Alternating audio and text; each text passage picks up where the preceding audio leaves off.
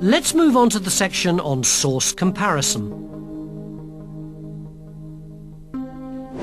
Here's an example of the type of question you'll find on the paper. Here you have three sources to compare. The first, source A, is a clip from a program called The Great War. The second, source B, is an audio of Malcolm Kennedy, an eyewitness. The third source, source C, is some modern footage of the remains of the trenches. Don't forget to read the question carefully. Does source A support the evidence of sources B and C about the trenches in the First World War?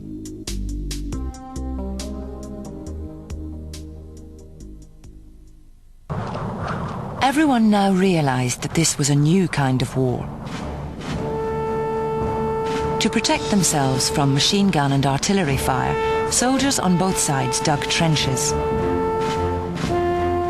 As each side tried to outmaneuver the other, the trenches spread until the Western Front ran for 400 miles from the Channel to Switzerland.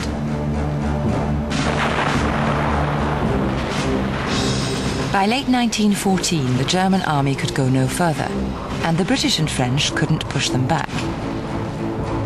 This was stalemate. The troops were forced to remain in the trenches to defend their positions. Living conditions in the trenches were appalling. Some men thought this was like being buried alive. To stop themselves from going mad, they sang songs, played cards, and wrote letters home.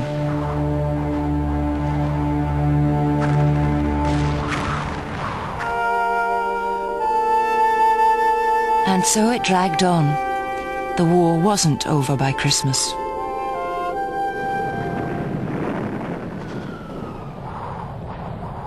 Captain Malcolm Kennedy was with the Scottish Rifles. The constant immersion in icy cold water played havoc with the feet and made them swell to such an extent that at times it was agony to keep one's boots on. To take them off, however, would have been fatal, as it would have been impossible to pull them on again.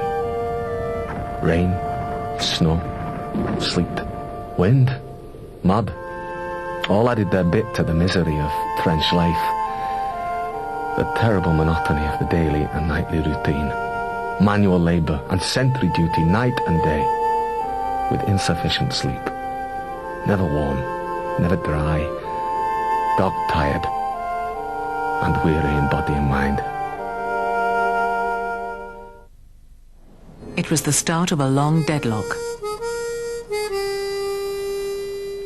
In this half-buried war, defending a position was much easier than taking the enemy's.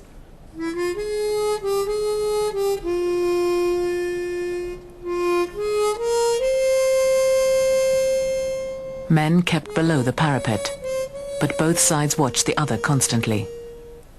And snipers peered through their steel spy holes to shoot anything that moved.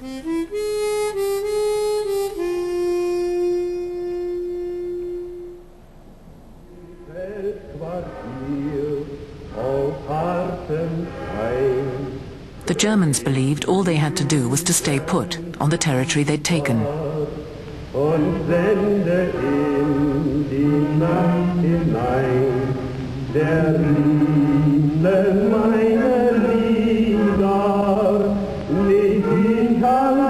They dug elaborate bunkers to protect themselves from the shelling and waited.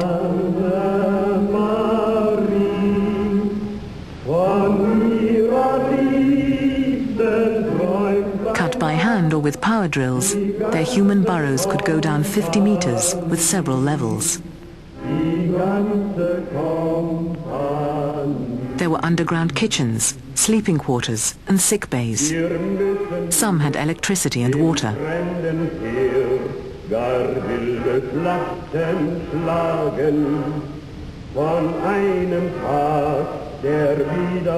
Allied soldiers admired the Germans' thoroughness.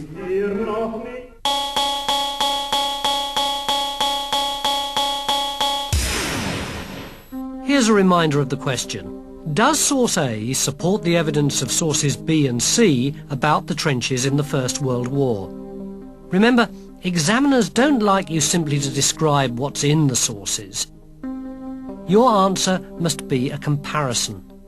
You must explain whether or not the sources agree with each other.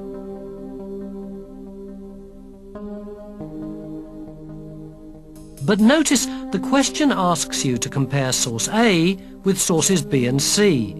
It doesn't ask you to compare source B and C, so don't fall into the trap of answering the wrong questions.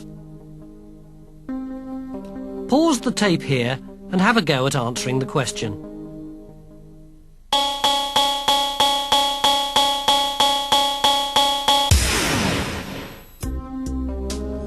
Here are some suggestions of things you could have included in your lists. Source A showed very vivid pictures and the trenches in use. This is obviously a film from the time of the war. Source B adds features not visible on screen. The voice describes the smell, cold, wet, vermin and danger he felt. This is the evidence of someone who was there at the time. Source C showed clear pictures of the German trench system. It showed how well built they were and how deep they ran. But obviously this is a modern film of trenches that have been restored, though after 80 years erosion has changed them. So does source A support the evidence of sources B and C?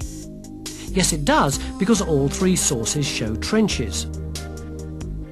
You can also match details of trench life in all three sources. But there are important differences. In source A, we get some film that was probably taken at a quiet time.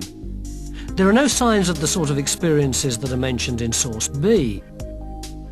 This is because most film of the trenches was taken by official photographers. They didn't show the horrors of trench life. Source C shows a modern reconstructed trench. It's part of a memorial. So source A supports source C more than it supports source B. Only source B lets us know what it was really like to be in a trench.